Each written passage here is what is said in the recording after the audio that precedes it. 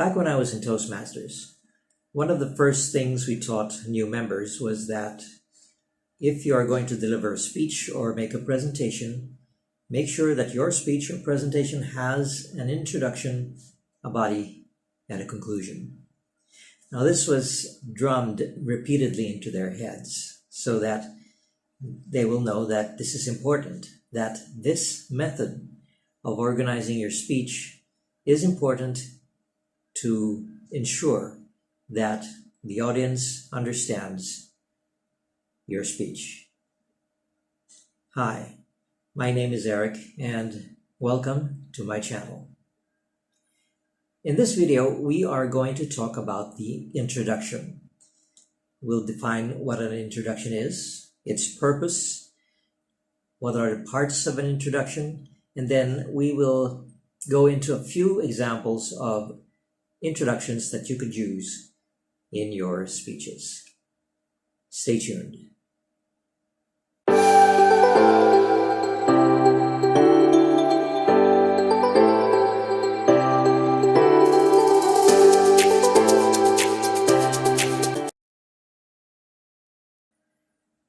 So, what is an introduction?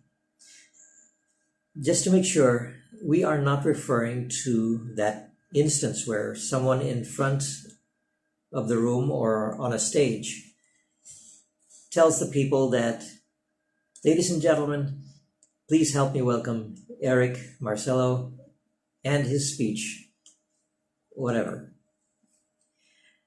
So that is not the introduction we're talking about.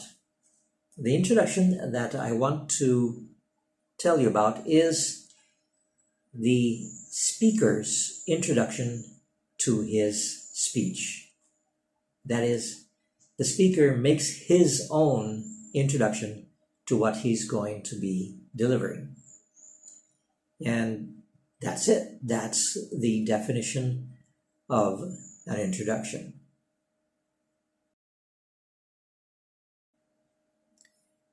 The introduction has two purposes. The first purpose is to capture the attention of the audience. And the second purpose is for the speaker to introduce his topic, to introduce the people to his message. Now, for the next several minutes, we will be talking about different techniques that you can use to capture the attention of the audience. And then after that, we can go on into the main introduction. What techniques that you can use to introduce your topic. Okay, so what's the first technique that you could use to grab people's attention? One is you can startle your audience. How do you do that? One, you talk in a loud voice. You go up on stage and you say a couple words or a sentence in a loud voice. That will capture their attention. As soon as they hear that voluminous statement, they'd probably go, whoops, okay, what's that? And then they could become interested. The next thing that you could do, you just say something that is surprising. For example, you go up on stage or in front, and then you say, ladies and gentlemen, I am the President of the United States. Now, for sure, I am not the President of the United States, so your audience will be eagerly waiting for you to either prove that you are the President or to disprove that you are the President of the United States. Now, the third method for startle is that you can do something. For example, you go up on stage and you stumble, right? You trip. If you do that properly, your audience might go, oh, right? And some of them might even try to catch you, even though they're 20, 30, or 50 feet away. So that's the startle opening. It is very effective, and yeah, you can use that if you think it'll work. Okay, another technique that you could use is you can give a quotation. So a quotation is something that someone said, right? It can be a famous person. It can be someone who is not famous. It can be your friend, your relatives. It can be from a book, magazine, anything. For example, you go up, right? And you go up on stage and you say, to be or not to be. So that is from Hamlet by William Shakespeare. So it doesn't need to be famous. I mean, the quotation doesn't need to be famous. It can be, yeah, like I said, it can be from someone that people don't know. Your friend, for example, they said something to you that you would want to share. So you give that as a quotation. My friend said this. So quotations, yes, are a very popular method of capturing the audience's attention. Okay, the next technique that I would like to share is the story. You can begin your speech or your introduction with a story. It can be your personal story, it can be someone else's story, a story from a book, anything that you think will work, you can use as a story. Now, the thing is, if you're going to use a story, make it short, right? You only have a few minutes to make your introduction, so make it short and make sure that it is related to your topic.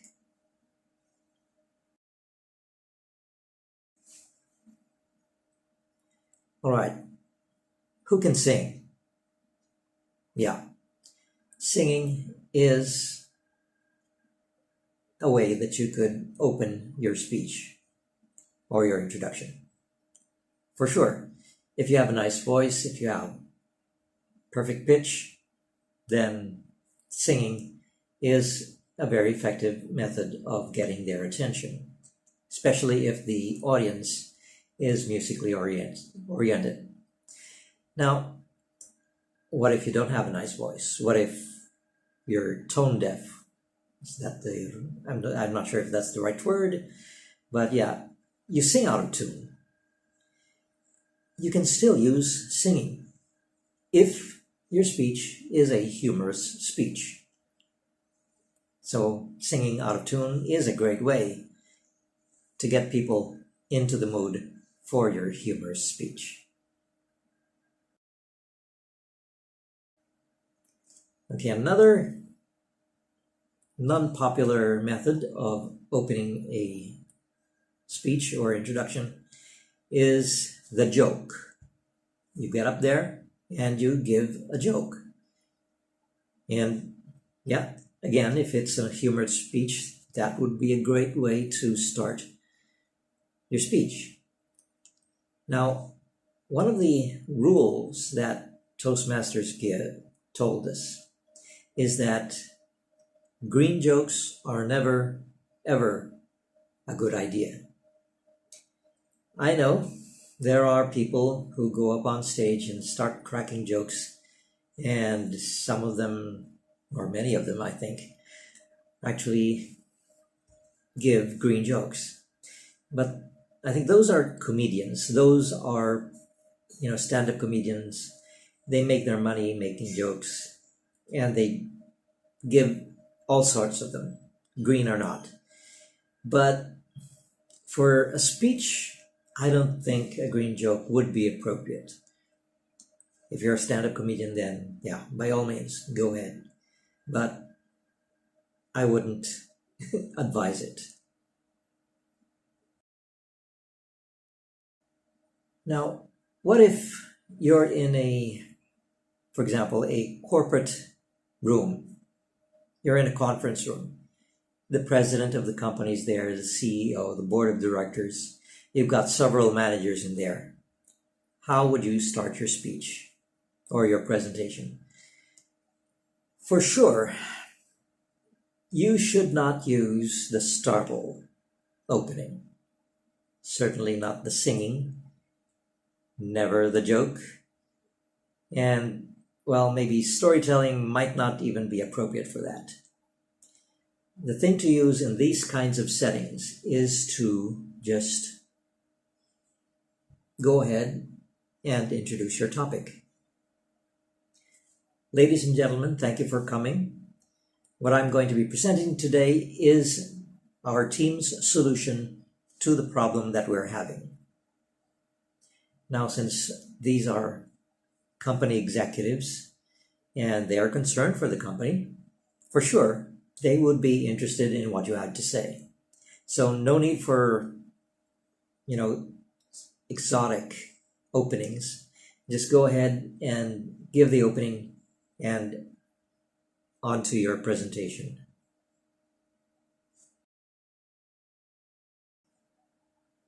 Now, the last technique that I want to share is the rhetorical question.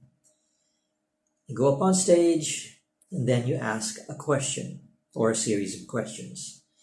And the thing with rhetorical questions is you are not going to ask for an answer. And the way you do that is after asking the question, you continue talking, continue with your introduction. Again, do not pause. If you must pause for effect, don't make it too long. Because if you pause and there is a silence in the room, the audience might think, is he waiting for an answer? And then some of them may even, yeah, right, I'm going to answer that. Or maybe even shouts his answer. Now that may or may not distract you from your speech. So if you're going to use a rhetorical question, don't pause. Just ask the question and continue talking.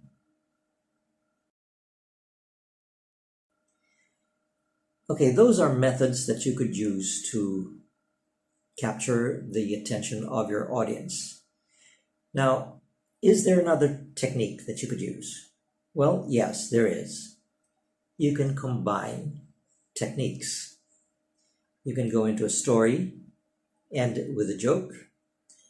You can sing and then go into a quotation.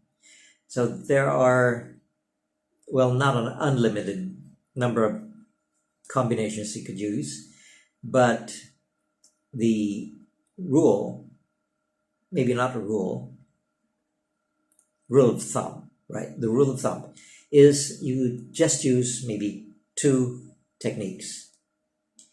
You can use 3 if it'll work. 4 is too much. And besides, if you use 4 techniques for just to grab their attention, the audience might suspect that, he's trying too hard. He's trying too hard to get our attention.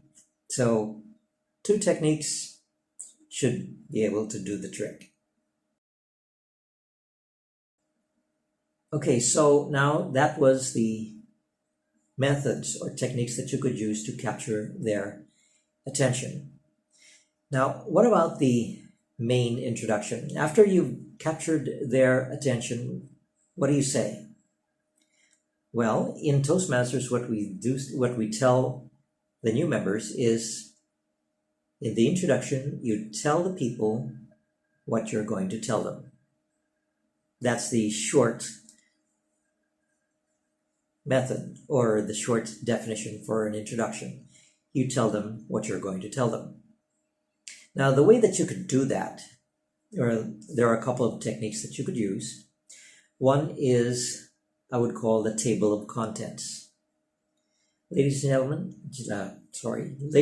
gentlemen, I'm going to say this, and then I'm going to say this, and then I'm going to say this. So that is a table of contents. Now, that works if you have 3 points or less. If you have more than 3 points, I wouldn't advise using the table of contents because, well, you will spend too much time in your introduction. Now, is there another technique that you could use? Well, yes. You could just give a hint to your audience of what you're going to be sharing. Just give them an idea. Don't give them everything. Just something that will tell them this is what I'm going to talk about. Now, obviously, if you're going to use this, you should avoid the opposite. Don't give the entire speech in your introduction. Don't give a summary of your speech in your introduction. If you do that, what do you expect people to do? They say, okay, I've already heard his speech. I know what he's going to say. I'm not listening anymore. So, never ever give a summary of your speech in the introduction. That is not the place for it. There is a place for it. That'll be in a future video.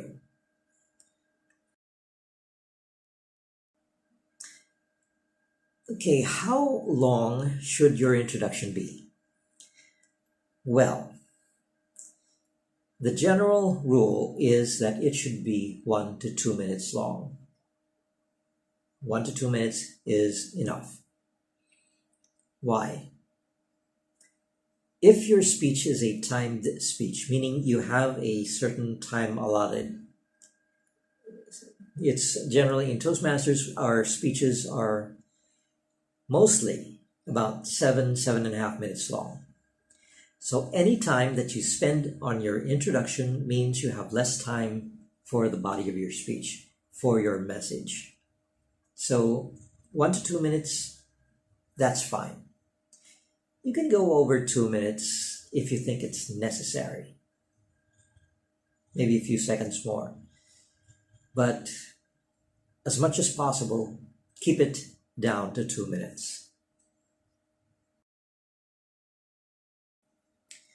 Okay, so that's it for the introduction to a speech. Not very long. As I said, this is an introduction, although it's not 1 to 2 minutes long because it's not an introduction. It is an explanation. Anyway, I hope you like this video. It is the very first video for this channel and, well, not channel, for the series on public speaking. And I hope that, well, you watch for the next videos that are coming. And, well, I hope that you learned something, as I did when I was in Toastmasters. Gosh, if you can join them, if you want to join them, please go ahead. You can ask me for, references. I still know a lot of people in the group.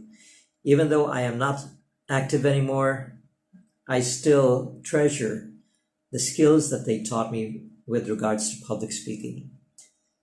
For this introvert, I'm sure you're surprised if I call myself an introvert and being able to do this and speak and make a video on public speaking.